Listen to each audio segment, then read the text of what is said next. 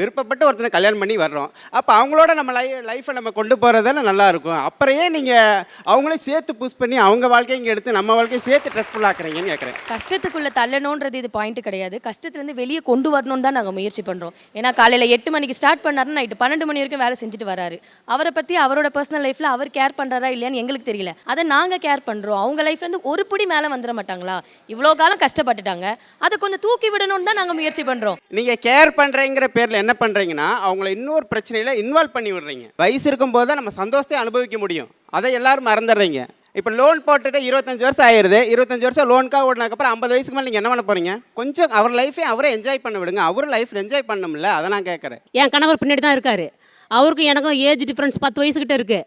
ஆனால் ஒரு நாளைக்கு 100 தடவை ஐ லவ் யூ சொல்லுவேன். கேட்டு பாருங்கள். அவ்வளோ கிஸ் பண்ணுவேன். உண்மையாக சொல்கிறேன். லவ் இல்லாமலாம் இல்லை. அதே நேரம் கல்யாணம் ஆகி 1 வருஷத்தில் 2 வருஷத்தில் நான் டார்ச்சர் பண்ணல, வீடு கேட்கல. 25 வருஷம் ஆச்சுப்பா. இதுக்கு மேலேயும் நம்ம எதுவுமே பண்ணாமல் இருந்தால் குழந்தைங்களுடைய லைஃப் என்ன ஆகும்? 25 வருஷத்துல அவங்களுக்கு எவ்வளவு பண்ணியிருக்காங்கிறத பற்றி யோசிச்சு பாருங்க. யோசிக்கிறேன். வீடு ஒன்றை தவிர மற்ற எல்லாமே பண்ணியிருக்காருல.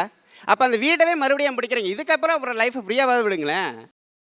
ஒரு நாள் சாப்பாட்டு கஷ்டப்பட்டேன். அதுக்கு முன்னாடி இப்போ 3 வேளையும் சாப்பாடு ஒன்று கரெக்டாக போடுறேன். நீ என்ன கேட்குறேன் நான் வாங்கி தரேன். இதை விட நமக்கு ஏன் வானத்தில் பறக்கணும்னு நம்ம ஏன் ஆசைப்படணும்? திடீர்னு எல்லாத்தையும் இஎம்ஐயில் வாங்கிட்டு அதை பண்ணு இதை பண்ணு வீடு கட்டுறது எல்லாமே பண்ணிட்டு போய் சிக்கலில் மாட்டிக்கிட்டு கடைசி வரைக்கும் நம்ம வந்து கஷ்டப்பட்டு இந்த இஎம்ஐ அடைக்கிறதுக்கே படாத பாடு படுறதை விட இருக்கிறத வச்சு சந்தோஷமாக இருக்கிறது ரொம்ப பெஸ்ட்டுன்னு நான் நினைக்கிறேன் சார். ஆண்கள் நீங்கள் இதெல்லாம் சந்திச்சிருக்க மாட்டீங்க. நீங்கள் ஒரு பேண்ட் ஷர்ட்டை போயிட்டு போவீங்க, யாரையும் பார்க்க மாட்டீங்க. அப்படியே ஸ்டேஜில் போயிட்டு மொய் கொடுத்துட்டு வந்து சாப்பிட்டு வெளில வந்துடுவீங்க.